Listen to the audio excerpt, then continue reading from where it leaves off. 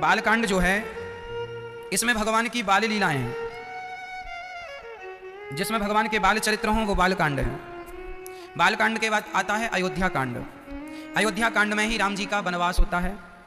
अयोध्या कांड में ही राम जी केवट से मिलते हुए चित्रकूट जाते हैं। अयोध्या कांड में ही दशरथ जी के प्राण छूटते हैं और अयोध्या कांड में ही भरत जी राम जी से मिलकर चरण पादुका लेकर वापस आते हैं। ये अयोध्या कांड है। इसके बाद अयोध्या कांड के बाद स्टार्ट होता है अरण्य कांड। अरण्य कांड में भगवान की सुंदर कथा है, भगवान के प्रभाव की।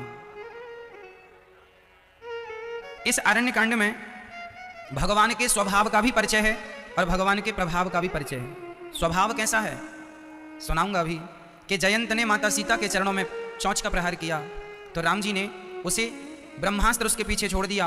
त्रैलोक्य में उस जयंत को बचाने वाला कोई नहीं था जिसे राम जी ने मारना चाहा। क्यों मारना चाहा? क्योंकि माता सीता के चरणों में उसने चंचुका का प्रहार कर दिया, चोंच का। अंत में जब जयंत नारद जी के कहने से माता सीता की शरण में आया और राम जी की शरण में जब गया तो राम जी ने माफ कर दिया। जिनका प्रभाव इतना है कि त्रैलोक्य में कोई बचा नहीं सकता। राम जी मारना चाहें तो ना ब्रह्मा ना शिव ना इंद्र जिसे बचा ना सकें, वो भगवान प्रभाव इतना है कि ब्रह्मा और शिव और इंद्र भी हाथ जोड़े खड़े रहते हैं। और स्वभाव ऐसा है कि शरण में कोई आ जाए तो कितना भी बड़ा पापी हो राम जी उसे क्षमा कर देते हैं। ये शरणागति है। कितना भी बड़ा अपराधी हो तो राम जी के प्रभाव और स्वभाव दोनों का परिचय अरण्य कांड में मिलता है।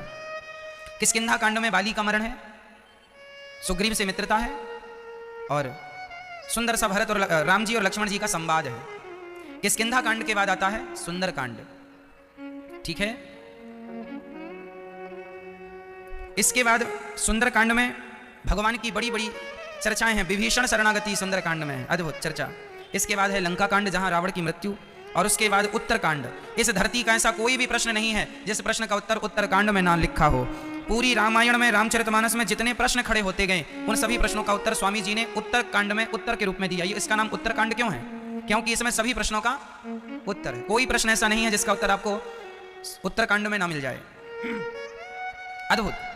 तो आज हम आपको कल बाल कांड आपको सुनाए, आज हम आपको अयोध्या कांड सुनाते हैं। फिर इसके बाद आगे के कांडों को छूते हुए आज राम जी की कथा को पूरा भी करना है। राम जी का विवाह हुआ, माता सीता से खुशहाली थी। एक दिन दशरथ जी ने देखा श्रवण समीप भय सित केसा मनहु जरटपनु अस उपदेसा। श्रवण समीप भय सित केसा। आज दशरथ जी कंघी कर रहे थे तो उन्होंने देखा कि उनके कुछ बाल पक गए हैं। पक गए हैं मीन्स सफेद हो गए हैं। तो राम जी के पिता अर्थात दशरथ जी के बाल पक गए। उन्होंने सोचा कि अब राम जी को राजा बनाऊं और मैं अब भजन करने का समय हो गया। बाल पक जाएं, समझ लेना चाहिए कि बुढ़ापा आ गया है और अब जितना समय भगवान को दे सकते हो देना, वही सार्थक है। अब संसार से प्रपंच से मन को हटा लो, सब जगह से मन को हटाओ और केवल भगवान में। दशरथ जी ने अपने गुरु वशिष्ठ जी से कहा कि गुरु जी अब मैं बूढ़ा हो गया हूँ, मेरे बाल पक गए हैं, बताइए मैं राम को राजा कब बना दूं, राम को सिंहासन पर कब बैठा दूं। यहां पर एक मैया सोना, मैया में सोना मत, नींद आ रही हो ना तो बता देना, थोड़ा जाग लो मेरी माँ, थोड़ा ध्यान से सुन लो, है ना। अच्छा, यहां पर एक संदेह खड़ा होता है कि जब गुरु वशिष्ठ जी ने ऐसा कैसा मुहूर्त निकाल दिया कि जिस मुहूर्त में राम जी को राजा बनना था उसी मुहूर्त में राम जी को वनवास जाना पड़ा। तो गुरु जी के मुहूर्त निकालने में गलती नहीं हुई, दशरथ जी के समझने में गलती हुई। गुरु जी ने कैसा मुहूर्त निकाला था? गुरु जी ने कहा बैगी विलंब न करिए नृप साजिए सबुई समाज सुदिन सुमंगल तवहि जब राम हो ही जुबराज। जब राम राजा बन जाएंगे तब का मुहूर्त अच्छा है। राम जब राजा बन जाएं तब का मुहूर्त। वशिष्ठ जी ने कहा था राम को राजा जितने जल्दी हो सके बनाओ, पर दशरथ जी से गलती हो गई। दशरथ जी ने कहा राम को राजा कल बनाएंगे, राम को राजा तैयारी कर लें, कुछ समय तो लगेगा। वशिष्ठ जी ने कहा था आज ही बना दो। वैगी विलंब न करिए नृप साजिए सबुई समाज और सुदिन सुमंगल तब ही जब। सुदिन और अच्छा नक्षत्र अच्छा ग्रह तो तब ही है जब राम जी राजा बन जाएं। पर दशरथ जी ने बात कल पर टाल दी और कल कल तो कभी होते ही नहीं है। दुकानों पर लिखा होता है आज नगद कल उधार, तो कल तो कभी होनी नहीं है। आप दुकान पर जाएंगे, भाई साहब आज उधार दे दो, तो भाई आज नगद कल उधार देंगे, वो कल जाएगा। तो जिसे हम कल समझते हैं वो आज ही बन जाता है, कल तो होते ही नहीं है कुछ। इसलिए कल पर कोई काम नहीं टालना चाहिए। अच्छे काम आज कर लो, बुरे काम कल पर टाल दो। काल करे सो आज कर, आज करे सो अब, पल में प्रलय होएगी फिर बहुरी करेगा कब। मूर्ख लोग उल्टा कहते हैं, जो पाप करना होता है उसे कल पर, आज करे सो काल कर, काल करे सो परसों, जल्दी जल्दी क्या करना है, जिंदा है अभी वर्षों।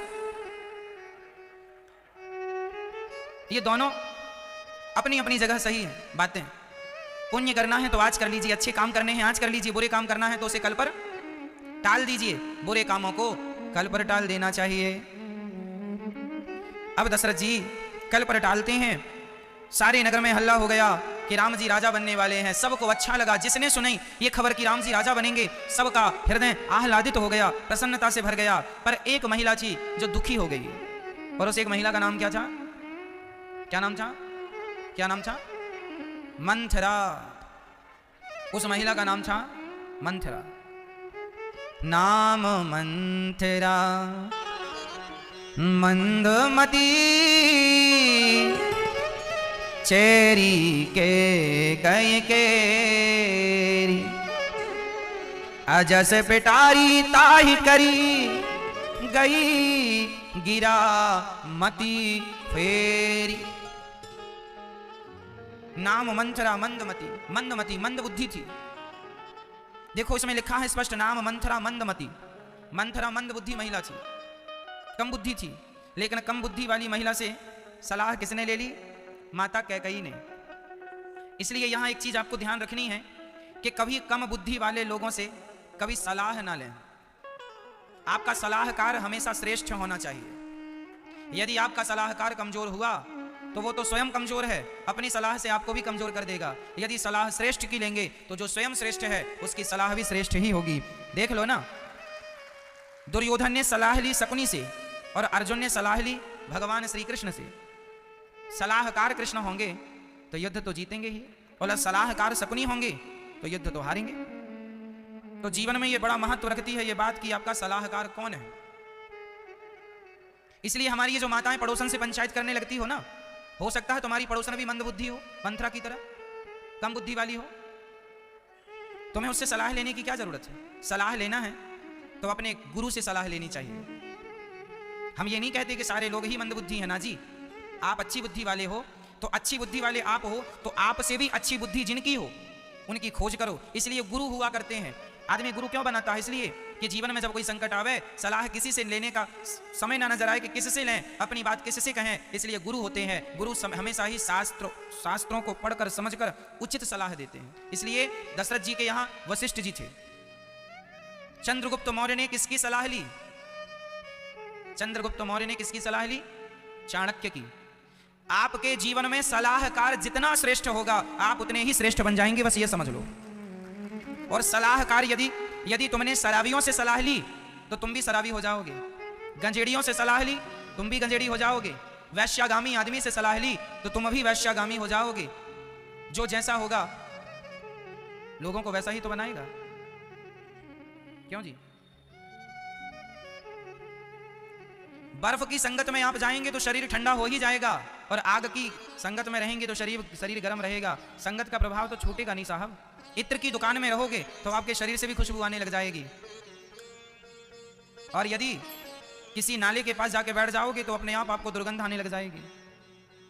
संगत नाले की तो दुर्गंध, संगत गुलाब की तो खुशबू।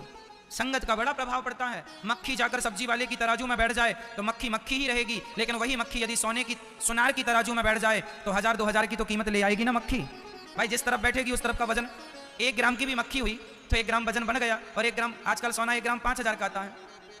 5 का ना सही तो आधी ग्राम की है, 2500 की तो है। तो मक्खी भी 2500 की हो जाती है यदि सुनार की तराजू में बैठ जाए तो। और वही सब्जी की तराजू में बस 25-50 मक्खियां भी बैठी रहें तो उन मक्खियों की कोई वैल्यू नहीं है। संगत कर लेगी सुनार की तो मक्खी भी सोने के भाव बिक जाएगी। और संगत कर ले कोई गलत आदमी की और गलत व्यक्ति यदि हीरा लिया घूमता रहे तो देखने वाला यही कहेगा ये कांच का टुकड़ा है, पागल है, बेवकूफ है। एक टाटा बिरला, अडानी, अंबानी यदि अपनी अंगूठी में यदि वो सामान्य कांच का टुकड़ा भी लगा लें तो देखने वालों को लगेगा यार हीरा है। और कोई भीख मांगने वाला हीरा भी पहन के घूमे और कहे देख हीरा है, लोग विश्वास नहीं करेंगे, तेरी औकात क्या है, ये तो कांच का टुकड़ा है। यदि हीरा भिखारी के हाथ में चला गया तो हीरे की भी वैल्यू कम हो जाएगी, और हीरा यदि योग्य व्यक्ति के हाथ में कांच का टुकड़ा ही चला गया तो थोड़ी देर के लिए कांच के टुकड़े की भी हीरे जैसी कीमत हो जाएगी। संगत का प्रभाव बहुत पड़ता है। माता कैकेयी ने संगत किसकी कर ली?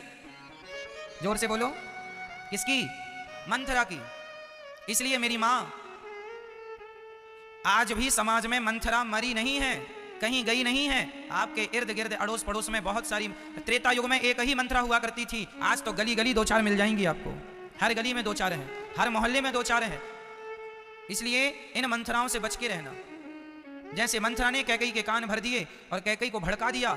कैकेयी बुद्धिमान महिला थी, कैकेयी बुद्धिमान महिला है, लेकिन बुद्धिमान महिला होकर भी उन्होंने मंदमती स्त्री की संगत कर ली। इसलिए हाथ जोड़कर कहता हूं, आप अपनी सास से लड़ जाती हो, अपनी बहू से लड़ जाती हो, किसके कहने से? पड़ोसन के भड़काने से। इसलिए पड़ोसी लोग, सारे पड़ोसी नहीं, कुछ लोग तो चाहते ही हैं कि आप सदा घर में झगड़ा करते रहें और आपके झगड़े का वो लोग आनंद लेते रहें, मजे लेते रहें। इसलिए आपको कभी भी किसी के कहने पर घर में विवाद की स्थिति उत्पन्न नहीं करनी चाहिए। जहां सुमति तहां संपत्ति नाना, जहां कुमति तहां विपत्ति निदाना। कैकेयी ने दशरथ जी की बात नहीं सुनी। दशरथ जी ने कहा कि मैं तो तुझे सरप्राइज देने वाला था कि मैं राम को राजा बना रहा हूं, लेकिन मेरे आने के पहले कान भर दिए कैकेयी के मंथरा ने।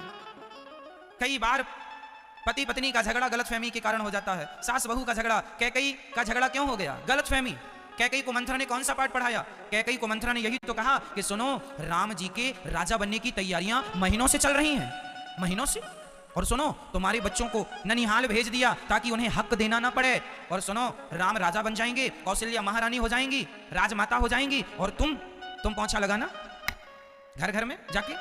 इतना भरा मंथरा ने कैकेयी को खूब उनकी कहानियां सुनाई, सौतियों की। सौत मतलब सौत जानती हो मैया? एक पुरुष की दो पत्नियां, तो एक पत्नी दूसरी को सौत ही कह, तू मेरी सौतन है। तो कैकेयी ने, मंथरा ने कौन सा पाठ पढ़ाया? सौत का, कि सुन, तुम तो सौत हो, सौतेली हो, तुमसे तो झाड़ू पोंछा करवाएगी कौशल्या। हाँ, तुम्हारे बच्चों को कोई काम भी नहीं मिलेगा। इतना उल्टा सीधा भड़काया। और कैकेयी मां देखो, वो भड़क गई, दूसरों के कहने पर आ गई। एक बार दशरथ जी से पूछ तो लिया होता कि हमें क्यों नहीं बताया आपने, दशरथ जी बता देते, स्पष्ट कर देते। लेकिन आपको दशरथ जी की बात, दशरथ जी कहते हैं कैकेयी मैं तेरे पांव पकड़ता हूं, तू कहेगी तो मैं भरत को राजा बना दूंगा, पर कैकेयी राम को वनवास ना भेजो। यदि राम वनवास चले गए तो ये दशरथ मर जाएगा। तो कैकेयी कहती हैं, वाह, वैसे तो बड़ा कहते हो रघुकुल रीति सदा चली आई, प्राण जाए पर वचन न जाई, और अब हमें धमकी दे रहे हो कि मर जाएंगे। मरो तो मरो, देखो कैकेयी कह रही है, मरो तो मर जाओ, पर हमें तो दो वरदान चाहिए। पहला वरदान ये कि 14 साल के लिए राम को आप वनवास भेजो और मेरे भरत को आप राजा बनाओ। ये बातें कैकेयी जो कह रही है, किसके भड़काने पर कह रही है?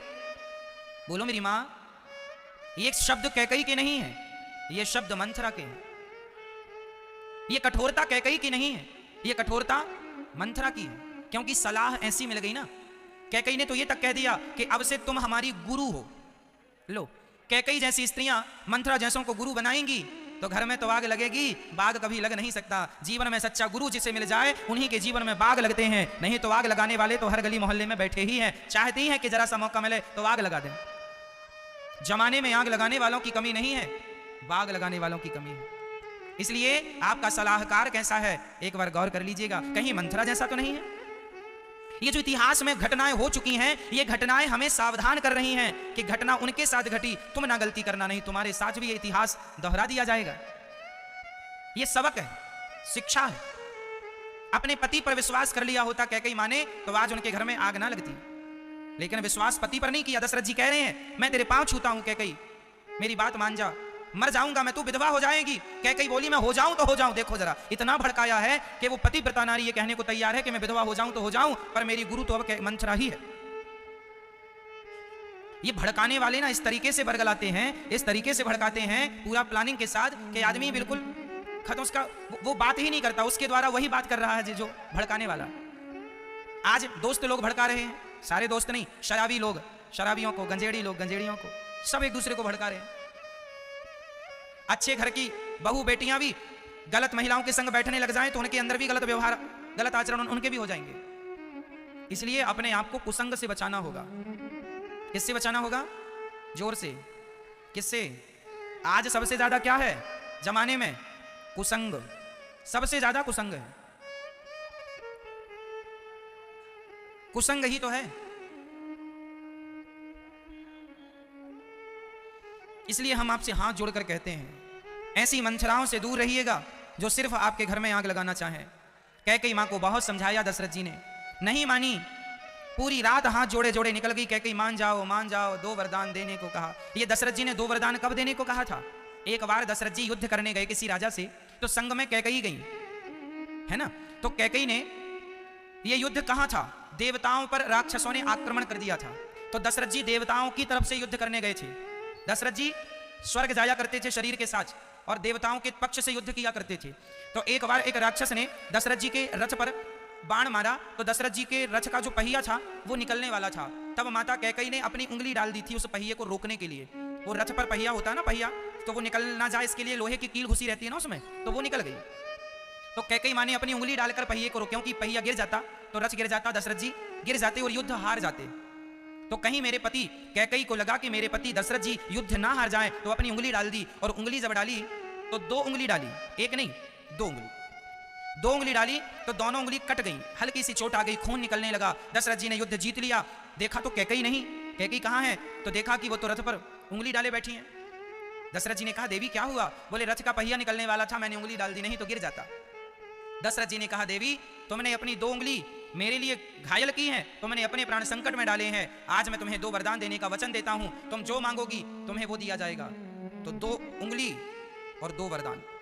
दशरथ जी ने कहा जो मांगोगी दूंगा। कैकेयी मां ने कह दिया कि अभी नहीं है जरूरत, जब पड़ेगी सो मांग लेंगे। तो वो 2 वरदान उधार रह गए और दशरथ जी ने वो 2 वरदान अब कैकेयी ने मांगे, तो दशरथ जी ने वो दोनों वरदान दिए। पहला वरदान राम को 14 साल का वनवास और दूसरा भरत जी को अयोध्या का सिंहासन।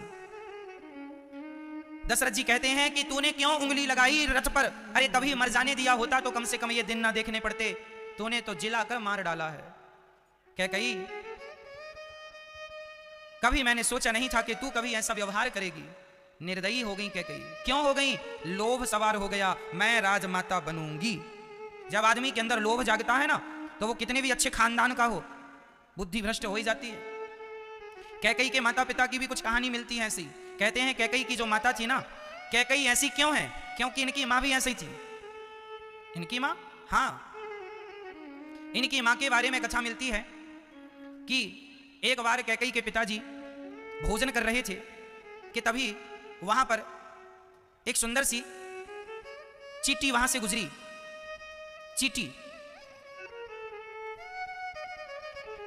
चींटी को देखकर कैकेयी के पिता हंस पड़े। तो कैकेयी की माता ने पूछा कि आप चींटी को देखकर क्यों हंसे?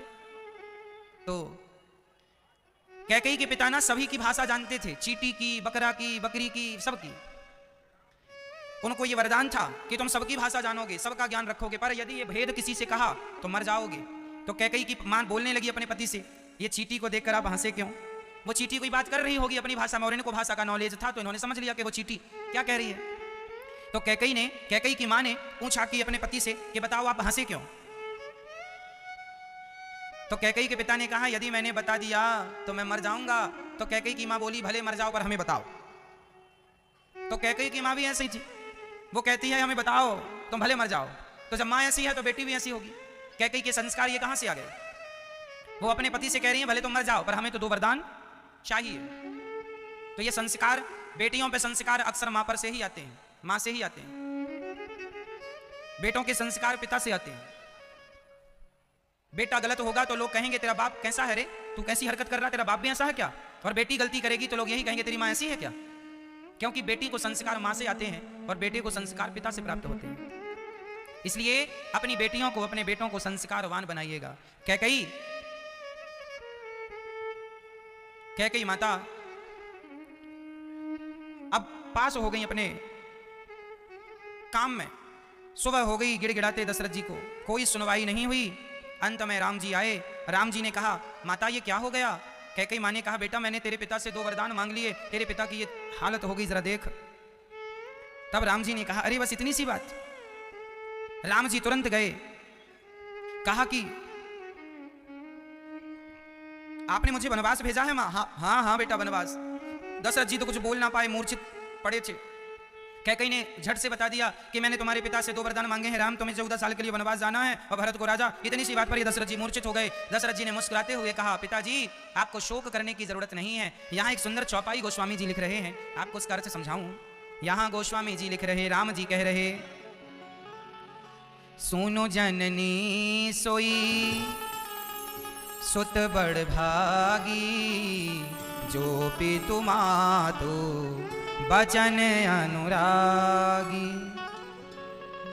सुनो जननी सोई सुत बड़ भागी, जो पितु मातु बचन अनुरागी।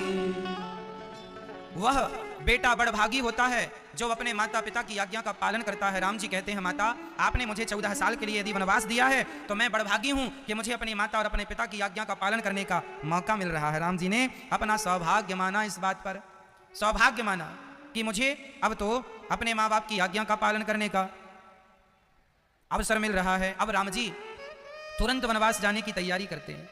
राम जी वनवास जाने की तैयारी पहले माता कौशल्या से बात करते हैं। माता कौशल्या ने कहा, अरे राम आज तुम्हें राजा बनना है और तुम यूं ही घूम रहे हो, जाओ जल्दी स्नान करो, तुम्हें 7 समुद्र का जल बुलाया गया है, सारे तीर्थों का जल, उससे स्नान करना है।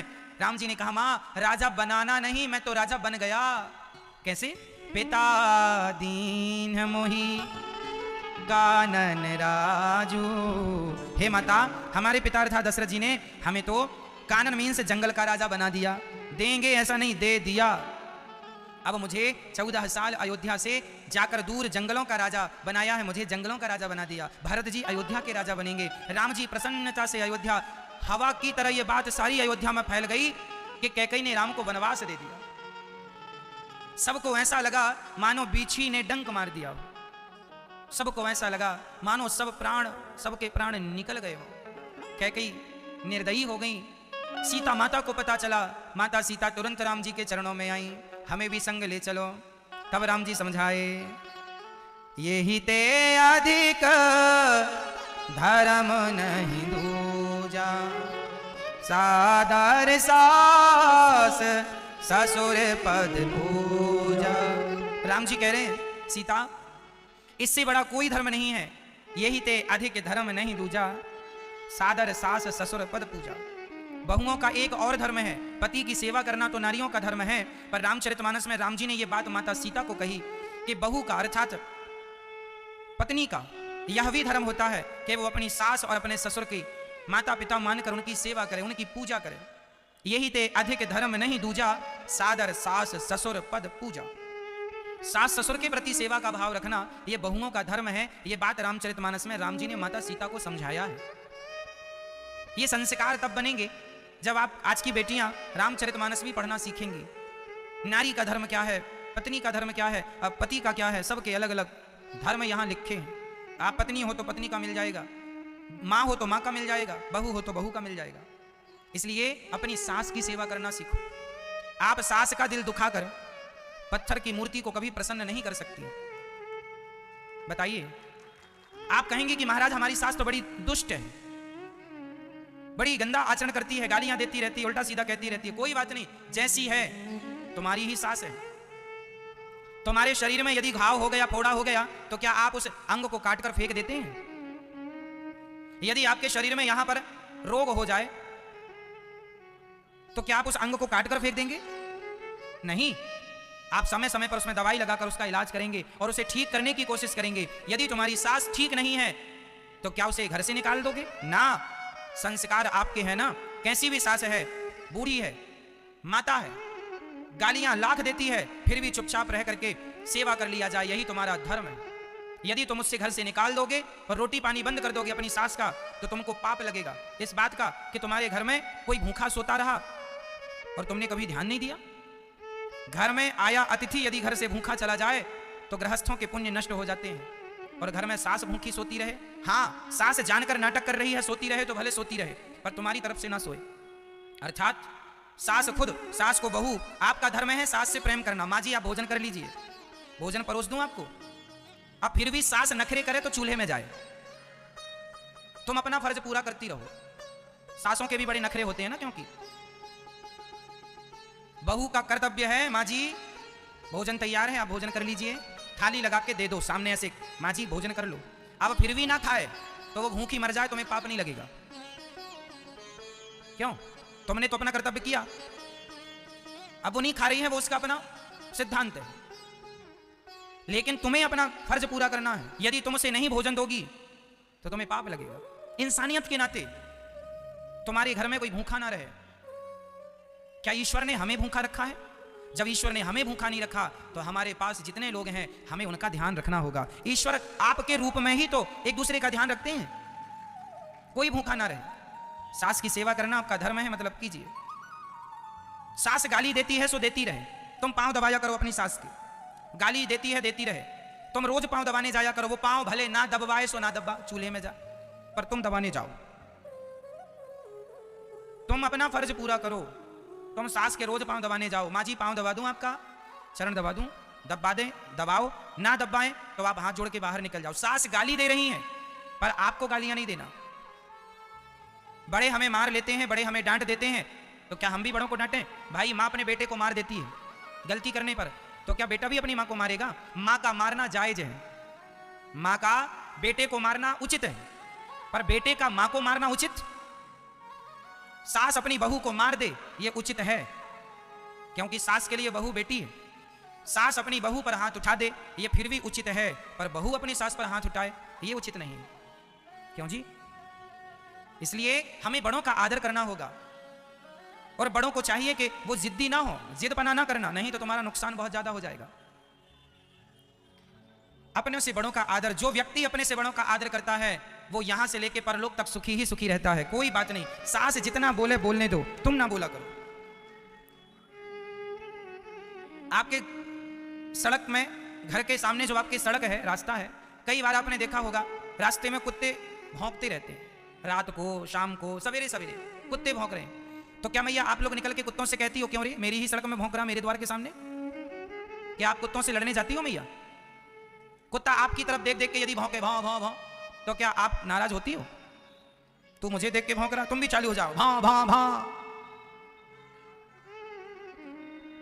सास यदि तुम्हें गाली दे तो तुम भी दोगे क्या? फिर तो कुत्ते में और फिर उसमें और तुम में अंतर क्या रहा? कुत्ता हमें काटे तो हम कुत्ते को ना काटे। समझदारी ये है। राम जी समझा रहे हैं। सीता माता ने कहा प्रभु मुझे संग ले चलो।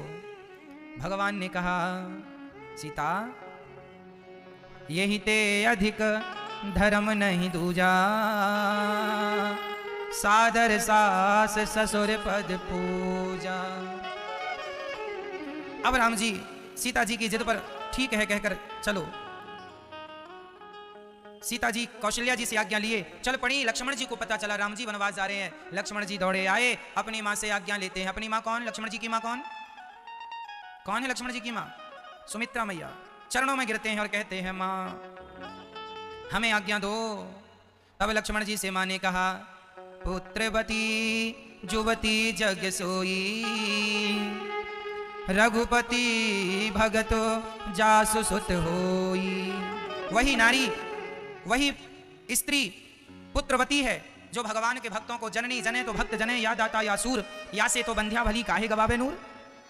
बेटा हो तो देखो मेरी माँ लायक ही हो, नालायक बच्चे पैदा करना ही मत। लायक हो, 10-20 बच्चे पैदा करने की जरूरत नहीं है, एक ही करना पर लायक हो। बहुत सारे पैदा कर लिए सब नालायक है ना? मैया सुन लो मेरी माँ, वह नारी धन्य है जिसका बेटा या तो देश भक्त हो या तो भगवान का भक्त हो। धन्य है वो माँ जिसने राष्ट्र भक्त या भगवत भक्त को जन्म दिया है। जननी जने तो भक्त जने, या दाता या सूर। बेटा ऐसा हो जो देने वाला हो, सबको दे, सुख दे, शांति दे, जरूरतमंदों की जरूरतें पूरी करे, भूखों को रोटी दे, निर्वस्त्र को वस्त्र दे, ऐसा देने वाला हो, हमेशा सम्मान करने वाला हो बड़ों का। राम जी, लक्ष्मण जी और माता सीता चल पड़ी। सारी अयोध्या रो पड़ी। सारी अयोध्या कहने लगी राम अवध छोड़ न जाओ, राम अवध छोड़ न जाओ। हम कैसे जिएंगे राम बिना, जरा ये भी तो बतलाओ। तुम राम अवध छोड़ न जाओ। कैसे जिएंगे राम तुम्हारे बिना? सारी अयोध्या बालक वृद्ध, चाहे बालक हो चाहे वृद्ध हो, सब लोग बालक वृद्ध विहाय, ग्रह लगे लोग सब साथ। सब राम जी के संग चल पड़े। दशरथ जी राम राम कहकर रो रहे हैं। माता कौशल्या की हालत ठीक नहीं है। सारे नगरवासी मानो प्राण निकल गए। राम लक्ष्मण और माता सीता रथ पर बैठी, सुमंत्र जी रथ को लेकर चले। सारे अयोध्यावासी रथ के आगे आकर लेट गए। रहने को घासों के बिछौनों में, सोने को मखमल का बिछौना छोड़ चले। राम जी जब अयोध्या से चले ना, तमसा नदी के तट पर पहली रात विश्राम हुई। सबको सोता हुआ छोड़ के राम जी आगे बढ़े और जब श्रृंगवेरपुर पहुंचे ना, तो वहां निषाद राज ने भगवान को घासों का बिस्तर तैयार किया पेड़ की छांव में। क्योंकि 14 साल के लिए राम जी ना तो किसी गांव में जा सकते थे, ना तो किसी शहर में जा सकते थे। पेड़ की छांव में ही जिंदगी गुजारनी थी। तो वहां पर घास का बिछौना, जो मखमल के गद्दों में सोने वाले आज घास। खाने को क्या मिला? कंदमूल फल। कंदमूल फल खाने को, महलों का भोग वो छोड़ चले। जंगल में मिलता क्या है? कंदमूल फल। ठीक खाया राम जी ने, आगे चले। रात विश्राम हुई। सुबह राम जी ने, यहां पर निषाद राज ने माता कैकई को डांटा। अरे राम राम, इतने सुकुमार राम जी हैं और देखो उन्हें कितना दुख दिया माता कैकई ने। तब लक्ष्मण जी समझाए कि सुनो भैया, को ना काहू को सुख दुख कर दाता, निज कृत कर्म भोग सब भ्राता। कोई किसी को दुख नहीं देता, हर व्यक्ति अपने किए का फल भोगता है। लक्ष्मण जी समझा रहे हैं। ऐसे ऐसे रात बीत गई, सुबह हुआ। अब राम जी ने कहा, भैया निषाद आज्ञा दो। ये निषाद जंगल में कोल भील जाति के थे, लेकिन राम जी ने उनका भी आतिथ्य स्वीकार किया और उन्हें भी राम जी ने गले लगाया। आज हमारे देश में ना जातवाद का बड़ा मैटर चलता है। मेरी मां जरा ये बताओ, क्या राम जी क्या भेदभाव पर विश्वास करते थे? यदि करते थे तो फिर निषाद को गले से क्यों लगाया? फिर माता शबरी के बेर क्यों खाए? इसका अर्थ है कि राम जी की तरफ से राम जी ने कभी भेदभाव नहीं रखा कि ये ऊंची जात का है, ये नीची जात का, कोई भेद नहीं। राम तो सबको गले लगाए हैं। और भारतवासियों कान खोलकर सुनना, यदि तुम अपना भला चाहते हो तो ये जातवाद का जहर निकाल दो और सभी ब्राह्मण क्षत्रिय वैश्य शूद्र तुम चारों भाई मिलके रहा करो। यदि नहीं रहोगे मिलके तो कल फिर कोई अंग्रेज आएंगे, तुम्हें और हमें लड़ाएंगे। फूट डालो शासन करो की नीति अपनाएंगे और हम भारतीयों को आपस में लड़ाएंगे। और तुम लड़ते हो ये कह कह करके कि मैं ब्राह्मण हूं, मैं क्षत्रिय हूं, मैं वैश्य हूं, मैं शूद्र हूं। कोई ब्राह्मण नहीं, कोई क्षत्रिय नहीं, कोई वैश्य नहीं, कोई शूद्र नहीं। हमारी एक जाति होनी चाहिए। हम सनातनी हैं, हमारी हिंदू जाति है, हम हिंदू हैं, हम सनातनी हैं। बस यही परिचय हो, हम सनातनी हैं, हम भारतीय हैं, हम हिंदू हैं। बस हम ब्राह्मण हैं, क्षत्रिय हैं, वैश्य हैं। आपस में ही लड़ जाओ तो क्या होगा? विनाश हो जाएगा। आज लोग लड़ते हैं, मैं जाट हूं, मैं गुजर हूं। जाट और गुजर आपस में लड़ जाते हैं ये सोच के कि मैं बड़ा हूं, मैं बड़ा हूं। तुम सब बड़े हो। आपस में लड़ोगे तो कैसे अपनी तरक्की करोगे? कैसे अपने देश का विकास कर लोगे? यदि क्षत्रिय और वैश्य आपस में लड़ जाएं तो कैसे देश का विकास हो जाएगा? तुम जातवाद का जहर घोल के आपस में लड़ोगे, सिवाय नुकसान के कुछ नहीं होगा। समझदारी है। अंग्रेजों ने और मुगलों ने हमें लड़ाया है। 450 साल तक मुगलों ने राज्य किया है भारत पर। कितने साल तक? 450 वर्षों तक। और 250 साल तक अंग्रेजों ने राज्य किया है। केवल इसी नीति पर राज्य किया है कि फूट डालो और शासन करो। और ये आदतें तुम्हारी अभी भी नहीं सुधर रही हैं तो आने वाली तुम्हारी संतान खतरे में है। यदि ऐसे ही लड़ते रहोगे तो अफगानिस्तान को देखा है ना, आतंकवादियों ने पूरे देश पर कब्जा कर लिया। ऐसे ही लड़ोगे तो फिर तुम पर कब्जा ना हो जाए, इसका मुझे भय है। जहां सुमति संगठन में बड़ी ताकत है मेरी मां, लड़ना ही है तो आतंकवादियों से लड़े हम। आपस में लड़ने से क्या होगा? लड़ना ही है तो गरीबी से लड़े हम। आपस में लड़ने से क्या होगा? लड़ना है तो आओ हम सब मिलकर के रोजगार पैदा करते हैं। नौकरी लेने वाले नहीं, नौकरी देने वाले बनते हैं। जब नौकरी देने वाले बनने की सोच रखोगे तो गरीबी समाप्त हो जाएगी। हम मिलकर गरीबी से लड़ें, ना कि आपस में लड़ें। आपस में लड़ोगे ना घर के रहोगे ना घाट के रहोगे। ये बात जो कह रहा हूं ध्यान से बिठा लेना और कभी किसी जातवाद पर लड़ाई ना हो। हम चारों एक ही हैं, ब्राह्मण क्षत्रिय वैश्य और शूद्र। हम हिंदू एक हैं, एक ही रहना चाहिए। ये चार उंगली अलग अलग होंगी ना तो कोई भी तोड़ देगा, पर ये चारों मिलकर एक हो जाएंगे और किसी को ये पड़ जाएगा तो दांत बाहर आ जाएंगे। ताकत इसमें है, ताकत इसमें नहीं है। इसमें नहीं है क्यों जी? ताकत इसमें है या? अब बताइए, इसमें ज्यादा ताकत है या इसमें? संगठन में ताकत ज्यादा, इसलिए संगठित रहो और अपने देश के लिए कुछ सोचो। विकास करना है तो अपना नहीं, नाम कमाना है तो अपने लिए नहीं, देश के लिए नाम कमाऊंगा और देश के विकास की बात करूंगा। देश के विकास में ही मेरा विकास है, देश की तरक्की में ही मेरी तरक्की है। देश के लिए सोचो। मेरी मां, बच्चों को देश प्रेमी बनाओ, गद्दार ना हो बच्चे, भ्रष्टाचारी ना हो। संगठन जरूरी है। तो यहां राम जी ने कभी भेदभाव नहीं रखा, कोई जातवाद का जहर नहीं था राम जी के जमाने में। जब राम जी कोई भेद नहीं करते तो मैं कौन होता हूं भेदभाव करने वाला।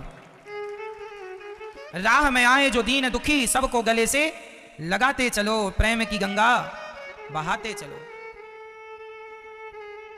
मैं कभी जातवाद के चक्कर में नहीं पड़ता और जातवाद पर विश्वास भी नहीं करता। मैं विश्वास करता हूं केवल राष्ट्र प्रेम में। जो भी मेरा भक्त, जो भी भगवान से जुड़कर, जो भी धर्म से जुड़ा हुआ है, वो हमारा है। यहां हम किसी से जात नहीं पूछते कि तुम्हारी जात क्या है। इसलिए समझ लो इन चीजों को। लड़ोगे तो कहीं के नहीं रहोगे। अब राम जी गंगा नदी के तट पर पहुंचे। वरवस राम सुमंत्र पठाए, सुर सरि तीर आप तब आए। जासु वियोग विकल पशु ऐसे, प्रजा मातु पितु जी हहीं कैसे। जिस रथ पर राम जी चढ़कर आए थे ना, उस रथ पर जो घोड़े जुते हुए थे, जब उन घोड़ों को राम जी ने कहा कि अब सुमंत्र जी जाइए वापस अयोध्या, अब हम जा रहे हैं आगे, तो घोड़े हिन हिना करके राम जी की तरफ दौड़ते हैं। वो घोड़े वापस अयोध्या की तरफ नहीं जाते। वो घोड़े सोचते हैं कि हमारे कारण राम जी दूर हो जाएंगे, वो राम जी के बिना कैसे रहेंगे। घोड़े रो रहे हैं, जिनके प्रेम पर, जिनकी याद में घोड़ों की ये हालत है। सोचो कि उनके वियोग में उनकी माता, उनके पिता, उनके अपने अयोध्या वासियों की क्या हालत रही होगी। अब राम जी गंगा के किनारे आए और राम जी ने केवट से नाव मांगी। मांगी नाव ना केवट आना, कहीं तुम्हार मरम में जाना। राम जी ने कहा भैया केवट जरा नाव लाओ, हमें पार लगा दो। केवट बोला सरकार मैं नाव नहीं ला सकता, क्योंकि मैं आपके मर्म को जानता हूं। अच्छा, राम जी का मर्म तो लक्ष्मण जी ना जान पाए। लक्ष्मण हूं यह मर्म न जाना, जो कछु चरित रचा भगवान। लक्ष्मण जी ना जान पाए राम जी के मर्म को। केवट कहता है मैं मर्म जानता हूं। कौन सा मर्म जानता था केवट? छुअत सिला भई नारी सुहाई, पाहन तेना काट कठिनाई। हे राम जी, आपके चरणों की धूल गिरी तो गौतम की नारी जो पत्थर की थी वो नारी हो गई, पत्थर नारी हो गया। तो मेरी नाव तो लकड़ी की है। यदि कहीं आपके चरणों को छूते मेरी नाव स्त्री हो गई तो घरवाली नाराज हो जाएगी कि मैं तो थी, दूसरी कहां से आ गई। एक तो पाली नहीं पल रही है, दो दो हम कैसे पालेंगे महाराज। इसलिए एक उपाय है। राम जी बोले उपाय बताओ। आप हमसे चरण धुलवा लीजिए, आपके चरणों को धोऊंगा और चरणों की धूल को हटाऊंगा, इसके बाद नाव पर बिठाऊंगा, फिर हमें कोई खतरा नहीं होगा। क्योंकि खतरा तो आपके चरणों में जो धूल लगी है, ये जादूगरनी धूल है, इसे साफ करने की जरूरत है। तो राम जी बोले बड़ा समय लगेगा, तुम हमें जल्दी से पार क्यों नहीं लगा देते। केवट बोला आपके पिता की सौगंध खाता हूं। देखो सौगंध भी खाया तो राम जी के पिता की, खुद के बाप की नहीं खाता। आपके पिता की सौगंध खाता हूं, कसम खाता हूं कि मैं बिना चरण धोए में आपको पार नहीं लगाऊंगा।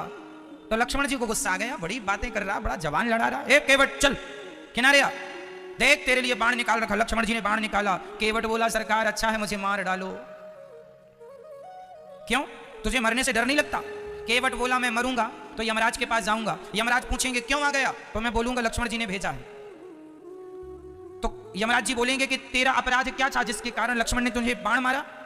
तो केवट बोला सरकार अपराध यही इस दास का है, अपराध यही इस दास का है, रघुनाथ के पांव पखारत हूँ, रघुनाथ के पांव पखारत हूँ, मरता हूँ कहाँ सुचि गंगा के तीर।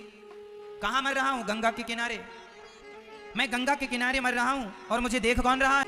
कठौता पुरलिंग है। केवट को लगा कि कठौती लाऊंगा, कहीं बन गई तो स्त्री बन जाएगी, और कठौता लाऊंगा बनेगा भी तो बेटा बनेगा, नाव चलाएगा। अच्छा, इसलिए कठौता में पानी लाया। और कठौता जानते हो कठौता क्या होता है? जब नाव में पानी भरने लग जाता है ना तो कठौता से ही उलीचते हैं।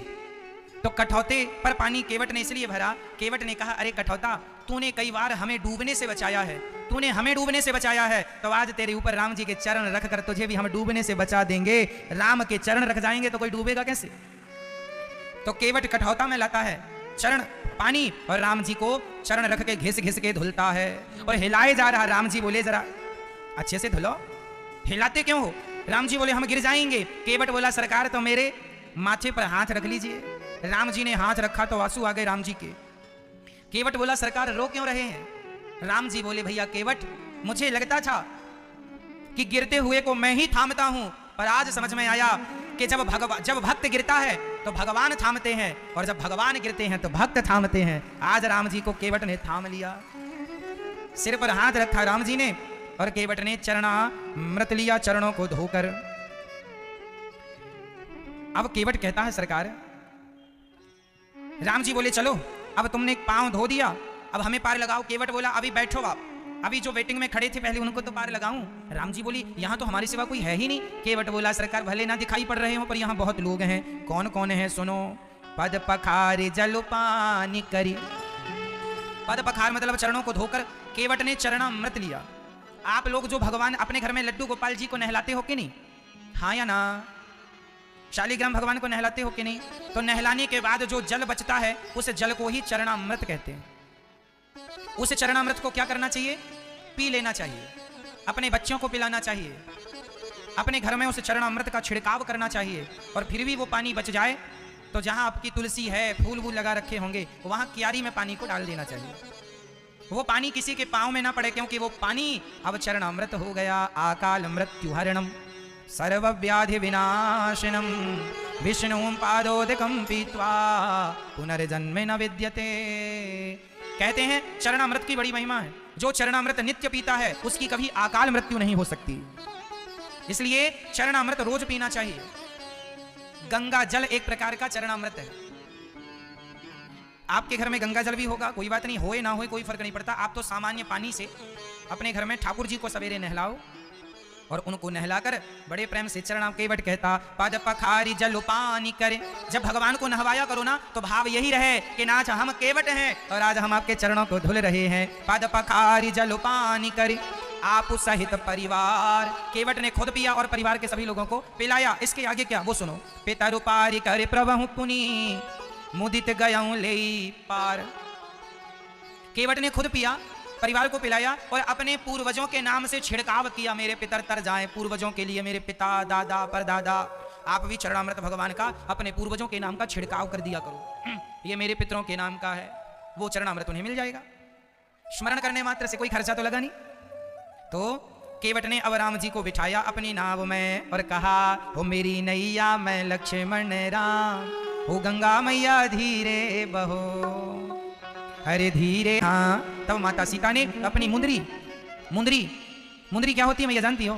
अंगूठी को गांव की भाषा में मुंदरी कहते हैं, है ना? मुंदरी, ये मुंदरी गांव की भाषा है। गांव की सामान्य भाषा में कहते हैं मुंदरी देना मेरी, मुंदरी मीन्स अंगूठी। सीता जी ने अंगूठी दी राम जी को, केवट को उतराई दे दो ना।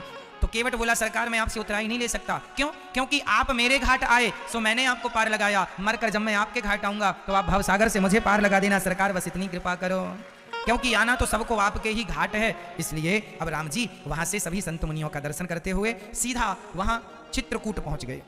सभी संतों से मिलते हुए चित्रकूट पहुंचे। अब यहाँ राम जी चित्रकूट में पर्णकुटी देवताओं ने बनाई। राम जी वहाँ, राम लक्ष्मण सीता जी चित्रकूट में रहने लग गए। वहां पर लोगों ने राम जी को देखकर, जंगल के कुल भीलों ने राम जी को देखकर कहा था कि राम जी तो प्रेम के भूखे हैं। हाँ, राम ही केवल प्रेम प्यारा, जान ले ये जो जान निहारा। तो राम जी प्रेम के भूखे हैं। यहाँ जंगल के कोल भील मिल रहे हैं और दोना भर भर के सामान जंगल का ला के दे रहे हैं राम जी को, सीता जी को। जंगल के लोगों ने बड़ी सेवा की राम जी की।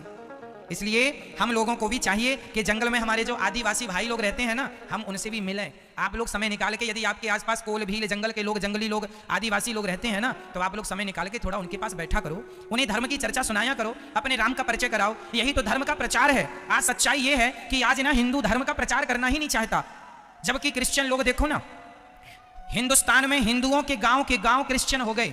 हिंदू लोगों ने क्रिश्चियन धर्म अपना लिया, वो जंगल के कोल भील भाइयों ने जो जानते नहीं थे धर्म के बारे में, तो इन लोगों ने, ईसाइयों ने अपने बाइबल दिखा दिखा के, पढ़ा पढ़ा के और उनको अपनी तरफ कर लिया। इसलिए कहता हूं कि आप अपने लोगों को तो कम से कम समय दो। आप सनातन का प्रचार नहीं करोगे तो क्या पाकिस्तान से आएंगे सनातन का प्रचार करने के लिए? कोल भीलों को आप लोगों ने छोड़ दिया, इसलिए क्रिश्चियन लोगों ने उसका फायदा उठा लिया और वो धर्म परिवर्तन भारत में लाखों नहीं, मैं करोड़ों कहूं तो अति संयुक्ति नहीं होगी, करोड़ों हिंदू आज क्रिश्चियन हो चुके हैं। और ये क्रिश्चियन लोग ये षड्यंत्र रचते हैं, ये हिंदुओं को पहले क्रिश्चियन बनाते हैं और फिर ये हिंदुओं को ही हमारे और आपके खिलाफ भड़का के हमें और आपसे इनके लड़ाने की तैयारियां चल रही हैं। हमें हमारे अपनों से लड़ाया जाएगा। आज जब जब जब मुगल आए, जब मुसलमान इस देश में मुगल लोग आए, उनने क्या किया? हिंदुओं को पहले मुसलमान बनाया और फिर बनाए मुसलमानों को हिंदुओं के खिलाफ लड़ाया, तो हमारे अपने ही आपस में लड़ लड़के मर गए। आज भी अधिकाधिक मुसलमान, इनके पूर्वज अधिकाधिक हिंदू ही हैं, क्योंकि मुसलमान सभी वहां से थोड़ी आए थे, इतने सारे कुछ आए थे, बाकी यहाँ के लोगों को कन्वर्ट कर लिया, पकड़ लिया, मार डालूंगा नहीं तो धर्म अपना ले, तो डर के मारे कुछ लोगों ने तो अपना लिया, कुछ लोग मर गए पर धर्म नहीं छोड़ा। कहने का तात्पर्य यह है कि अंग्रेजों, मुगलों ने क्या किया था? यही तो किया था, यही तो किया था। हमें आज क्रिश्चियन लोग भी वही रास्ता अपनाए हैं। हिंदुओं को पहले वो क्रिश्चियन बनाते हैं, फिर उन्हीं लोगों को आपके और हमारे हिंदुस्तानियों के खिलाफ भड़काते हैं और आपस में लड़ाने की बड़ी साजिश चल रही है। इसलिए हम तो सरकार से ये कहेंगे कि विशेष कठोर कानून बना करके और कोई भी किसी को जबरदस्ती बरगला करके धर्म परिवर्तन ना कराए। सनातन सनातन ही रहेगा, धर्म परिवर्तन कोई ना कराए। ये हिंदुस्तान में तो कम से कम ऐसा ना हो भाई, जमाने में होए तो होए पर यहां तो ना हो। हमारे घर में ही यदि हमारे अपनी आंखों के सामने हमारे हिंदू यदि क्रिश्चियन हो जाएंगे तो ये तो हिंदुओं के लिए बड़ी शर्म की बात है। शेर का शिकार गीदड़ कर रहे हैं। इसलिए आप सभी लोग अपने सनातन का प्रचार कीजिए और जितने लोग हमारे भारतीय, मूल भारतीय लोग जो धर्म परिवर्तन कर चुके हैं, उनके पास जा जाके आप सभी हिंदू भाइयों का धर्म है, जाओ रामचरितमानस, अच्छी बातें राम जी की, कृष्ण जी की, धर्म की बातें उन्हें सुनाओ। और उन्हें भी कोई दाल चावल आटे की जरूरत है तो आर्थिक रूप से भी यदि हम लोग मदद करें तो हमारा कोई घटेगा नहीं। ये भी तो पुण्य है, ये भी तो पुण्य है। अरे उनकी बेटी के विवाह में यदि तुमने थोड़ा सा खर्चा कर लिया तो गरीब की बेटी का विवाह तुम्हारे द्वारा हो जाए तो ये भी तो पुण्य है। यदि वो लोग खाने को रोटी नहीं है तो आप भी उनकी मदद कर सकते हैं। क्यों जी, हम एक दूसरे की मदद नहीं करनी चाहिए? करनी चाहिए। नहीं करोगे तो वो क्रिश्चियन लोग मदद कर करके उनके मसीहा बन जाते हैं और जहां मंदिर थे वहां आजकल उन लोगों ने चर्च बनवा रखी। तुम्हें पता नहीं है भारतवासियों, हिंदुस्तान को एक बार मुगलों ने गुलाम बनाया, एक बार अंग्रेजों ने गुलाम बनाया और अब भी गुलाम बनने की तैयारी में चल रहा है ये देश। ये क्रिश्चियन लोग जो यहीं के मूल भारतीय जो यहीं रहते हैं, वो लोग पैसा दे दे के खूब धर्म परिवर्तन करा रहे हैं, खुलेआम कराते हैं साहब, उन्हें तो किसी का डर भी नहीं है। और आप लोगों को अपने पति अपने बच्चों से फुर्सत ही नहीं, अपने परिवार से, सास बहू के झगड़े से। इसलिए थोड़ा सा समय 24 घंटे में आधा घंटा, 1 घंटा अपने धर्म के लिए निकाला करो। धर्म रहेगा तो हम सब रहेंगे, तो देश रहेगा, नहीं तो फिर अफगानिस्तान की तरफ देख लेना, जैसे वो आज फिर से आतंकवादियों की चपेट में आ गया, कहीं ये ना आ जाए। बड़ी प्लानिंग करनी पड़ेगी आपको। प्लानिंग कर चाहिए है, अपनी संस्कृति का प्रचार करो बस। हमें किसी को मारना नहीं है, प्यार से ही समझाना है, ठीक है? पर सनातन के लिए, धर्म के लिए तो आपको निकालना पड़ेगा समय, नहीं तो कल आपके बच्चे सुरक्षित नहीं है, ये याद रखिएगा। राम जी कोल भीलों से मिल रहे हैं, देखो राम जी कोल भीलों से मिल रहे हैं और आप लोगों को मिलने में ला जाती है। हम तो वीआईपी लोग इनके संग बैठेंगे। ये तुम्हारा ना वीआईपी कल्चर ही तबाह कर दिया है देश को, और कुछ नहीं। जरा सा तुम्हें पैसा क्या मिल गया, तुम आकाश में उड़ने लग गए, इंसानियत को भूल गए। कि इंसानियत फर्ज ये कहती है कि कोई अमीर कोई गरीब नहीं, भगवान ने देने के लायक बनाया है, दीन दुखियों की सेवा करो, यही धर्म है। ये नहीं कि मैं पैसा आया तो उड़ने लग जाऊं हवा में, बात ही ना करूं दीन दुखियों से, जरूरतमंदों से। ये तो साहब न्याय नहीं है, ऐसे में तो देश की व्यवस्था नहीं होगी। हाँ या ना? आपके आसपास यदि कोई लोगों ने धर्म परिवर्तन कर लिया है तो उन लोगों को प्यार से समझाओ, कथा सुनवाओ। इसलिए आप अपने मोबाइल पर यूट्यूब पर अनिरुद्धाचार्य जी डाला करो। चलो आप कुछ ना कर पाओ तो ये कथा शेयर किया करो व्हाट्सएप में, फेसबुक में, ताकि सब सुने। सब लोग सुनेंगे तो निश्चित जीवन में बदलाव होगा। यदि लोग, भारत के लोग ये कथा सुनने लग जाएं, ये दास अनिरुद्ध की बातें सुनने लग जाएं, तो मैं विश्वास दिलाता हूं 5 साल के अंदर पूरे देश की तकदीर और तस्वीर बदल जाएगी। सबकी सोचों में, सबके विचारों में जबरदस्त इजाफा हो जाएगा धर्म के प्रति, आनंद के प्रति। और मैं तो हमेशा नौकरी करने वालों की बातें नहीं, नौकरी लेने वालों की बातें नहीं, सदा नौकरी देने वालों की बातें करता हूँ। नौकरी देने वाला बनना है, ये खोपड़ी में बिठा लीजिए अपनी। और लाखों भारतीय, लाखों मेरे नौजवान दोस्त नौकरी जो लेने वाले लाइन में खड़े हुआ करते थे, वो कथा सुन सुन के अब नौकरी देने वाले बन रहे हैं। कई तो बन गए, बिजनेस व्यापार स्टार्ट कर लिया कितनों ने और सफल हो रहे हैं। परिवर्तन हो रहा है, लेकिन आप सबका प्यार चाहिए। अपना मोबाइल निकालो, यूट्यूब पर अनिरुद्धाचार्य जी डालो, और यूट्यूब पर 48 लाख लोगों का परिवार है। आप भी इस परिवार के अभिन्न अंग बन जाइए। चैनल को सब्सक्राइब कीजिएगा और शेयर जरूर कीजिएगा। यही धर्म का आप घर घर जाए तो अच्छा है, नहीं एक शेयर तो कर ही दें, ताकि उन लोगों तक वो कथा। यहाँ पर एक सज्जन आए थे, उन्होंने बताया कि मैं पहले क्रिश्चियन हो गया था, पर आपकी कथा सुनने के कारण मैंने तुरंत अपना धर्म परिवर्तन फिर से कर लिया और मैं फिर हिंदू बन गया। ज्यों का त्यों मुझे लगा कि उन लोगों ने तो मुझे ठग लिया। तो कथा सुनने का ये प्रभाव है कि क्रिश्चियन लोग जो हिंदू क्रिश्चियन हो गए थे वो फिर अपने धर्म में वापस आ रहे हैं। केवल सत्संग की जरूरत है। बड़ा षड्यंत्र चल रहा है इन क्रिश्चियनों का। कोई बोलने वाला नहीं है। सरकार को कठोर कानून बनाना चाहिए इस बात पर।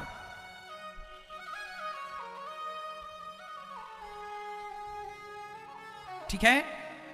अब राम जी बड़े प्रेम से यहां पर कोल भीलों का स्वागत स्वीकार कर रहे हैं। यहां पर भरत जी को खबर लगी, राम नहीं आए। ये सुनकर के दशरथ जी की हालत कैसी हो गई। दशरथ जी को जब के सुमंत्र जी ने बताया कि अब राम जी नहीं आए, तो दशरथ जी ने राम राम कहना शुरू कर दिया। दशरथ जी कहते हैं, हे रघुनंदन, हे राम, कहां चले गए। हा रघुनंदन प्राण पीड़िते,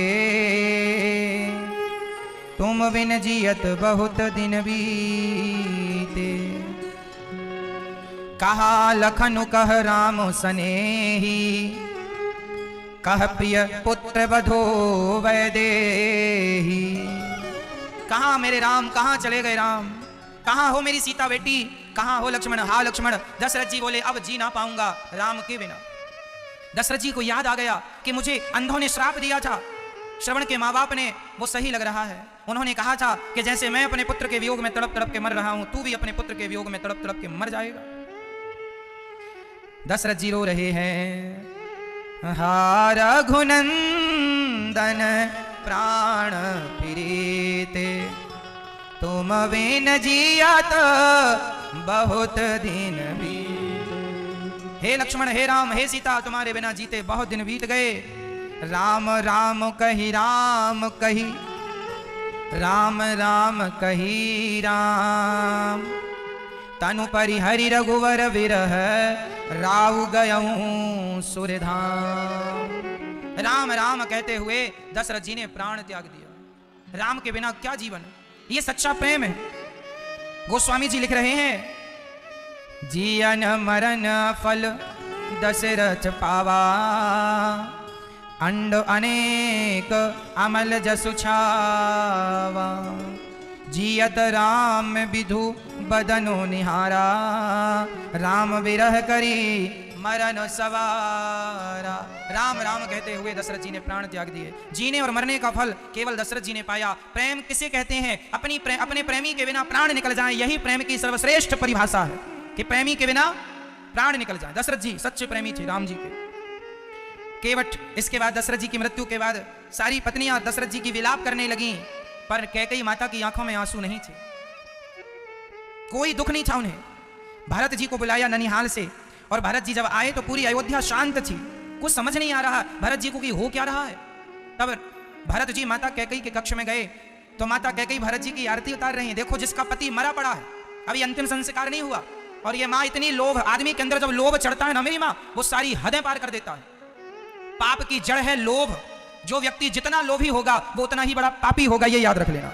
जो व्यक्ति जितना लोभी होगा उतना बड़ा पापी होगा। पाप का बाप कौन है? लोभ। इस धरती का हर पाप लोभ से स्टार्ट होता है। यदि मेरे अंदर लोभ है तो मैं पाप करूंगा, और लोभ नहीं है तो मैं पाप। इसलिए कथाएं इसलिए सुननी चाहिए कि कथाओं को सुनने से लोभ नष्ट हो जाएगा, और लोभ नष्ट होगा तो पाप अपने आप नष्ट हो जाएगा। लोभ एक चीज का रहे, केवल भगवान के दर्शन का, भगवान की कथा का। अच्छे काम करो ईमानदारी से, अपने बिजनेस को बढ़ाओ, व्यापार को बढ़ाओ, पैसा खूब कमाओ। लोभ होना चाहिए मेहनत का। सवेरे जल्दी जाग के काम करना है, इस बात का लोभ होना चाहिए, मुझे जल्दी जागना है, भगवान की पूजा करके काम करना है। पैसा खूब कमाओ, बस उस पैसे से अटैचमेंट ना रहे। ये पैसा आपके पास है, अच्छी बात है, पैसा सबके पास होना चाहिए, लेकिन पैसे से अब तो हम तुम्हारे बिना जी ना सकेंगे, तुम्हारे बिना रह ना सकेंगे, ये गलत है। पैसा एक जरूरत के लिए है, जरूरतें पूरी करते रहो, कमाते रहो, इससे ज्यादा लगाव रखने की जरूरत नहीं है। ये तो चलायमान है, आज है कल नहीं रहेगा, इससे मोहब्बत करोगे तो रोना पड़ जाएगा। मोहब्बत भगवान से होनी चाहिए, यही समझ में आ जाए, छोटी छोटी बातें तो कल्याण हो जाए आदमी का। श्री भरत जी खड़े हैं और कह कही मां आरती था, भरत बेटा मैंने सारी बातें बना ली थी, तुम्हें राजा बनाने की पूरी कोशिश की और तुम राजा बन भी गए। राम को मैंने 14 साल के लिए वनवास खदेड़ दिया, भेज दिया। अब एक काम करो, बस एक बड़ा काम बिगड़ गया। क्या बिगड़ गया? बोले तुम्हारे पिताजी को अभी मरना था, मर गए। लो क्या की कह रही है, अपने पति का मरण ऐसे सुना रही है जैसे कोई उत्सव हो गया हो। इस धरती की पहली ये ऐसी स्त्री है माता कैकेयी कि जो अपने पति के मरने पर प्रसन्न है। क्यों? क्योंकि इनकी गुरु कौन हो गई हैं? बोलो।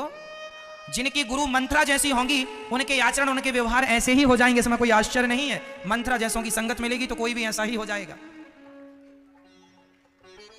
भरत जी ने सुना कि राम वनवास चले गए और पिता नहीं रहे, भरत जी तो पछाड़ खा के गिर गए, रोने लगे। भरत जी रोने लगे, रोते रोते रोते रोते तुरंत वहां कुबड़ी खड़ी थी, कुबड़ निकाले मंथरा, और मंथरा बड़ा सज के आई, आज सारा सोना चांदी साड़ी वाड़ी पहने मंथरा खड़ी थी, लिपस्टिक वगैरह लगाई खड़ी थी वहां कलमुही। शत्रुघ्न जी ने देखा कि सब इसका कराया धराया है, तो वहां झाड़ू पड़ी थी, तो शत्रुघ्न जी ने जो झाड़ू मारनी शुरू करी, ले खूब झाड़ू झाड़ू झाड़ू झाड़ू मारी। भरत जी ने रोका, ना ना भैया, शत्रुघ्न ना जी ना जी। भरत जी रो रहे हैं, शत्रुघ्न इस विपत्ति की जिम्मेदार ये मंथरा नहीं है, इस विपत्ति की जिम्मेदार कैकेयी नहीं है, राम के वनवास और पिता की मृत्यु की जिम्मेदार ना तो मंथरा है ना कैकेयी। भरत जी कहते हैं इसका जिम्मेदार मैं हूं, मैं जन्म लेते ही मर गया होता तो मेरी मां के अंदर ऐसा लोभ कभी ना जागता। इस मां ने क्या कर दिया? अरे मां कैकेयी, तेरे मुंह में कीड़े क्यों नहीं पड़ गए जब तूने मुझे वनवास, जब तूने मुझे राज सिंहासन मांगा और राम जी को तूने वनवास भेज दिया। मां, ये भरत जी की बात है, भरत जी कह रहे हैं मां तेरे मुंह में कीड़े क्यों ना पड़ गए। सबको यही लग रहा था कि जैसी मां है बेटा भी ऐसा ही होगा, लेकिन आज अयोध्या में तुरंत दशरथ जी का भरत जी ने जाकर माता कैकेयी से जब मिले, माता कैकेयी ने गोद में उठाकर भरत जी को गले से लगाया और भरत जी अपन नजरें नहीं उठा रहे हैं, माता को देख नहीं रहे हैं। कौशल्या बोली, माँ बेटा तुम मुझे देख क्यों नहीं रहे हो? भरत जी बोले, माँ अब मैं इस धरती में किसी प्राणी से नजर मिलाने लायक नहीं रहा। माँ, मेरी माँ ने मुझे जन्म देती मार क्यों नहीं डाला? मैं किसी से नजरें मिलाने लायक नहीं हूँ। क्यों बेटा, ऐसा क्यों कह रहे हो? माता कौशल्या ने कहा, भरत जी ने कहा, माँ यदि मैं मर गया होता तो आज राम जी वनवास ना जाते। माँ मैं अपराधी हूं, माँ मुझे गौ हत्या का पाप लगे, माँ किसी बच्चे को मार देने का जो पाप है वो मुझे लगे। माँ इस धरती में ब्राह्मणों को मार देने से जो हत्या लगती है वो मुझे लगे। माँ इस धरती का सारा पाप मेरे सिर पे आ जाए। माँ मैं बहुत बड़ा पापी हूँ, क्योंकि मेरे कारण मेरे राम को दर दर की ठोकर खानी पड़ रही है, नंगे पांव जंगल में चलना पड़ता। माँ मैं बहुत पापी हूँ, सारा पाप मुझे लग जाए। गौशाला में जैसे कोई आग लगा दे और सारी गाय जलकर मर जाए तो उस आग लगाने वाले को जो पाप लगता हो वो पाप मुझे लग जाए। माँ क्योंकि मेरे कारण आज राम जी को वनवास जाना पड़ा।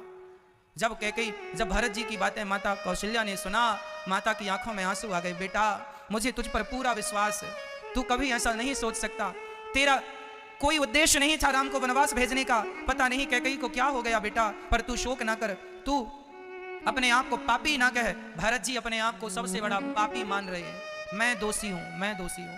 गुरु वशिष्ठ जी ने समझाया और पिता का अंतिम संस्कार सरयू के किनारे कराया विधिवत। फिर इसके बाद तर्पण किया, ब्राह्मण भोज कराया, सभी नगरवासियों को भोजन कराया। एक बेटे को अपने बाप के लिए जो जो करना चाहिए, तेरही इत्यादि जो क्रियाएं खूब किया भरत जी ने। जब कोई मर जाए, तुम्हारे पिताजी मर जाएं, तो जरूर उनके तेरही इत्यादि धूमधाम से करना चाहिए। खूब ब्राह्मणों को खिलाना पिलाना, नगरवासी जितना खिलाओ पिलाओ उतना अच्छा रहता है जीव के लिए। भरत जी ने खूब किया, खूब दान दक्षिणा देकर संतुष्ट किया। अब वशिष्ठ जी ने एक मीटिंग रखी सभी मंत्रियों की। सभी मंत्री आए, तीनों महारानियां बैठी, कैकेयी, कौशल्या, सुमित्रा माता, वशिष्ठ जी बैठे, सुमंत्र जी बैठे और सारी प्रजा अयोध्या की जनता बैठी और दरबार लगा, जनता दरबार। गुरु वशिष्ठ जी ने खड़े होकर के कहा, भैया भरत, तुम्हारे भाई ने पिता की आज्ञा मान ली और वो वनवास चले गए 14 साल के लिए। अब तुम्हारी माता का दूसरा वरदान था कि तुम सिंहासन पर बैठ जाओ, तो तुम्हारे मरे हुए पिता को तसल्ली मिलेगी। एक बेटे ने तो आज्ञा का पालन कर लिया, अब तुम जल्दी से राजा बन जाओ और अपने पिता के दूसरे वरदान को पूरा करो, ऐसा गुरु वशिष्ठ जी ने कहा। तब तो भरत जी ने कहा, गुरु जी आप ये क्या कह रहे हैं? अभी मैं राजा बना नहीं, केवल राजा बनने की बात हुई और बात हुई केवल तो पिताजी मर गए और भैया का वनवास हो गया। मैं इतना अभागा हूं कि यदि मैं राजा बन जाऊंगा तो अयोध्या की सारी प्रजा मर जाएगी। मैं हत्या नहीं करना चाहता किसी की, मैं हत्यारा नहीं बनना चाहता। मैं जितना हत्यारा हूं उतना ही ठीक हूं, मुझे अयोध्या का राजा ना बनाओ। यदि अयोध्या का राजा मुझे बना दिया ना गुरुजी, तो ये पृथ्वी रसातल में चली जाएगी। क्यों? रावण जैसे पापी हैं तो पृथ्वी रसातल पर नहीं गई, हिरण्याक्ष हिरण्यकशिपु जैसे पापी हैं पृथ्वी रसातल पर नहीं गई, तुम राजा बन जाओगे तो पृथ्वी रसातल पर क्यों चली जाएगी भरत? तब भरत जी, गुरु वशिष्ठ जी ने कहा क्यों? तब भरत जी ने कहा कि गुरु जी ये जो पृथ्वी है ना, ये रावण जैसे दुष्टों से धर्म की उम्मीद नहीं करती। ये पृथ्वी दुष्ट आदमी से धर्म की उम्मीद नहीं करती। हिरण्याक्ष हिरण्यकशिपु जैसे लोगों से भी धर्म की कोई अपेक्षा नहीं है। पर हम जैसे भरत, राम के भाई भरत, यदि हम जैसे लोगों ने भी लालच के कारण अपने भाई को वनवास भेजकर, जंगल भेजकर हमने राजा बन गए, राजगद्दी पर बैठ गए, तो यह पृथ्वी हम जैसे धर्मात्माओं के बल पर टिकी हुई है। और हम जैसे धर्मात्मा भी यदि अधर्म करने लग गए तो यह पृथ्वी कहां जाकर टिकेगी? कौन संभालेगा? अरे कुछ धर्मात्माओं पर यह पृथ्वी टिकी हुई है और वो धर्मात्मा भी आज धर्म का उल्लंघन कर दें तो पृथ्वी कहां जाएगी? एक बात बताओ मेरी मां, एक बाप अपने बेटे पर विश्वास करता है, यदि बेटा ही अपने बाप का विश्वास तोड़े तो बताओ फिर किस पर विश्वास किया जाएगा? एक भाई भाई पर विश्वास करता है और यदि वो भाई ही विश्वास तोड़ेगा तो किस पर विश्वास किया जाएगा? एक पति अपनी पत्नी पर विश्वास करता है, यदि पत्नी विश्वास तोड़ देगी तो विश्वास किस पर किया जाएगा? एक पत्नी अपने पति पर विश्वास करती है, यदि पति ही विश्वास तोड़ देगा तो विश्वास किस पर किया जाएगा? अरे जिस पर हम आंख बंद करके विश्वास कर रहे हैं, यदि वही विश्वास तोड़ दिया तो ये पृथ्वी तो रसातल में चली जाएगी भैया। इसलिए हाथ जोड़ के कहता हूं कि किसी के विश्वास को ना तोड़ना मेरी मां। तुम जैसे कुछ धर्मात्मा लोगों के बल पर यह पृथ्वी टिकी हुई है, उन लोगों के बल पर यह पृथ्वी टिकी है जो कभी किसी का विश्वास टूटने नहीं देते, जो कभी किसी का विश्वास टूटने नहीं देते। इसलिए भारत को राजा ना बनाओ, मैं जाऊंगा चित्रकूट और अपने राम जी को मना कर लाऊंगा कि मुझे अयोध्या नहीं चाहिए, मुझे तो सिर्फ राम चाहिए। चले भरत जी, पर भरत जी ने स्पष्ट कह दिया मैं कैकेयी को लेकर नहीं जाऊंगा। तो कैकेयी कौशल्या माता से बोली, देखो धन्य है माता कौशल्या। माता कौशल्या बोली, बेटा भरत यदि कैकेयी नहीं जाएगी तो यह कौशल्या भी नहीं जाएगी। कैसी माता थी कौशल्या, इतना कुछ कर दिया कैकेयी माँ ने। आज की कोई स्त्री होती, उसके बेटे को कोई वनवास भेज देता तो वो स्त्री तो उसे देखना भी पसंद ना करती, पर कैकेयी माता का पक्ष ले रही है। माता कौशल्या कह रही है कि ये नहीं जाएंगी तो मैं भी नहीं जाऊंगी। किस माटी से बनी हो माता, किस माटी से बनी हो आप? इतनी दया, इतनी करुणा, जिसने आपके बेटे को वनवास भेजा उस स्त्री के लिए भी इतनी दया। इसलिए दया कभी नहीं छोड़नी चाहिए। भरत जी कौशल्या माँ के चरणों की धूली माथे पे रखते हैं। माँ मैं तुम्हारा बेटा क्यों ना बन सका, मैं इनका बेटा क्यों बन गया? माँ मुझे लाज आती है कि मैं कैकेयी का बेटा हूं, मुझे लाज आती है कहने में कि मैं उस कैकेयी का बेटा हूं जो राम विरोधी है। भरत जी ने सारा समाज, भरत जी चल पड़े, गांव के बच्चे लोग सब बूढ़े सब मैं भी चलूं। सारे लोग रथों पर चढ़ चढ़ के, कोई पैदल, सारे लोग रथ पर, घोड़ों पर, हाथी पर जा रहे हैं, पर भरत जी पैदल जा रहे हैं। जिस राम ने पैदल यात्रा की, मैं सिर के बल चलूं तो अच्छा है। आगे चले, श्रृंगवेरपुर आया, वहीं जहां राम जी घास के बिछौनों पर सोए थे, श्रृंगवेरपुर। जब वहां पहुंचे, जानते हो क्या हुआ? निषाद राज खड़े थे। भरत जी को किसी ने बताया कि राम जी ने निषाद को गले से लगाया है।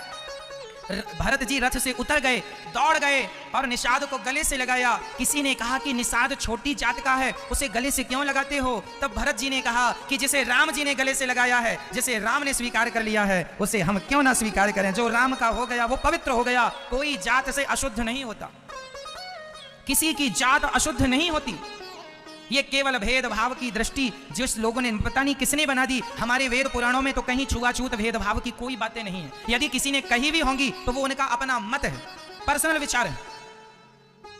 हमारे वेदों में, हमारे पुराणों में कहीं ये बातें नहीं लिखी।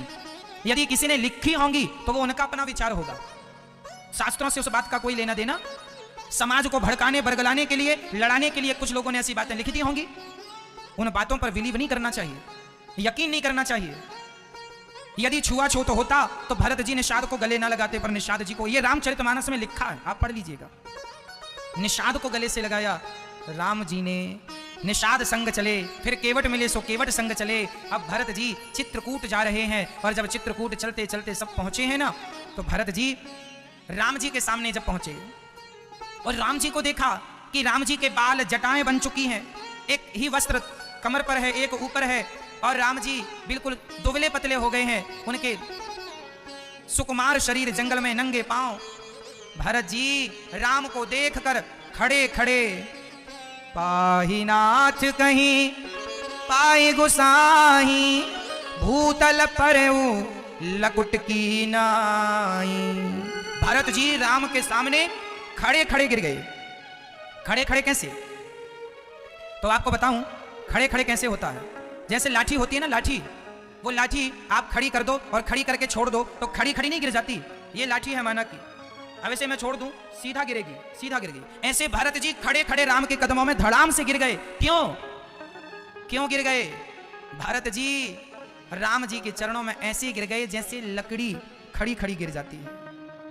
क्यों गिर गए? क्योंकि वो अपने आप को अपराधी मान रहे हैं, और हम लोग इतने बड़े बड़े अपराधी हैं, लेकिन हम लोग अपने आप को अपराधी नहीं मानते। हम लोग अपने आप को बड़ा पुण्यात्मा मानते हैं। राम जी ने देखा कि भरत जी चरणों पर गिरे हैं। जब लक्ष्मण जी ने कहा कि प्रभु भरत जी गिरे हैं, तब राम ने उठाकर भरत जी को हृदय से लगाया है, गले से लगाया है, गले से लगाया। रोए भरत जी, रोए राम जी, लक्ष्मण जी रोने लगे, माता सीता जी, सारा समाज रोने लगा। भरत जी और राम के इस मिलन को देखकर भला किसकी आंखों में आंसू नहीं आएंगे? राम जी की ये कथा हमें ये सिखाती है, एक भाई वो था जो अपने भाई के लिए अयोध्या का सिंहासन छोड़ के जंगल आ गया, और एक भाई ये है आज का जो अपने भाई की संपत्ति हड़पने को तैयार है। एक एक फीट जमीन दबा लेता है भाई। आज का भाई तो अपने भाई से जमीन जायदाद हड़पने की, वो तो सोचता है कभी ये भाई मरे और कब मैं इसकी संपत्ति हड़प लूं। आज का ये भाई है। कैसे विचार हो गए ये पवित्र विचार अब क्यों नहीं आते लोगों के अंदर? क्योंकि अब लोग रामचरितमानस नहीं सुनते, कथा नहीं सुनते, रामायण नहीं पढ़ते। आज तो कोर्ट कचहरी में सबसे ज्यादा झगड़ा भाई भाई का है। कोर्ट कचहरी में सबसे ज्यादा झगड़ा किसका है? भाई भाई का। फाइलें जो हैं वो भाई भाई के झगड़ों से भरी पड़ी हैं। क्यों लड़ते हो इतना? राम जी भरत जी को बिठा ले, और राम जी पहले किससे मिले? प्रथम राम भेंटी कैकई। राम जी माता कैकई से मिलते हैं ताकि कैकई को लोग ये ना कहें कि इनके कारण हुआ। सच्ची बताऊं, कैकई माता वंदनीय है। क्यों? कैकई ने राम को वनवास ना भेजा होता तो आज हम आपको राम कथा ना सुना रहे होते, क्योंकि राम जी वनवास ना जाते तो कोई कथा ही ना होती। इसलिए कैकई को दोष देना ठीक नहीं। कैकई को क्या दोष दें? न देना दोष किस्मत को, विपत्ति तो सब पे। जो आनी थी विपत्ति आ गई, अब किसी को दोष देने से क्या होगा? क्या फायदा हम किसी को दोषी करार दें? राम जी मिले, पूरा जन समुदाय मिला, राम जी सबसे मिले, अनेक रूप बनाए राम जी। सीता जी अपनी सारी सासों से एक साथ मिली, अनेक रूप बना के वो भगवती है ना, इस मर्म को कोई जान ना सका। जितने लोग आए थे सबसे एक साथ मिल गए। सबको यही लगा कि पहले राम जी हमसे मिले, क्योंकि वो भगवान है। सबकी प्रसन्नता के लिए अनेक रूप रूपाय विष्णवे प्रभु विष्णवे, अनेक रूपों में भगवान सबसे एक ही राम अनेक प्रकार से मिल गए। अब राम जी से भरत जी कहते हैं, प्रभु आप चलो, मैं सारी जिंदगी अयोध्या रहूं, वनवास में रहूंगा, आप अयोध्या जाके राजा बन जाइए। राम जी बोले, भैया भरत, हमारे पिता मर गए हैं, पिता दशरथ जी का स्वर्गवास हो गया, क्या हम अपने मरे हुए पिता को झूठा करार दे दें? क्या कहेगा जमाना कि बाप मर गया तो बेटा जंगल से लौट के आ गया? इसलिए भरत, अपने मरे हुए पिता के जीवन को कलंकित ना करो। उन्होंने अपने वचन के लिए प्राण दे दिए। अब उनके बेटों का धर्म है कि अपने पिता की आन बान शान की रक्षा करें। यदि हम लौट कर चले गए 14 साल के पहले तो पिता की बात झूठी हो जाएगी, और धिक्कार है उस बेटे को जो अपने पिता के वचन को पूरा ना करे। पिता के वचन को पूरा करना पुत्र का धर्म है। इसलिए भरत, तुम राजा बन जाओ।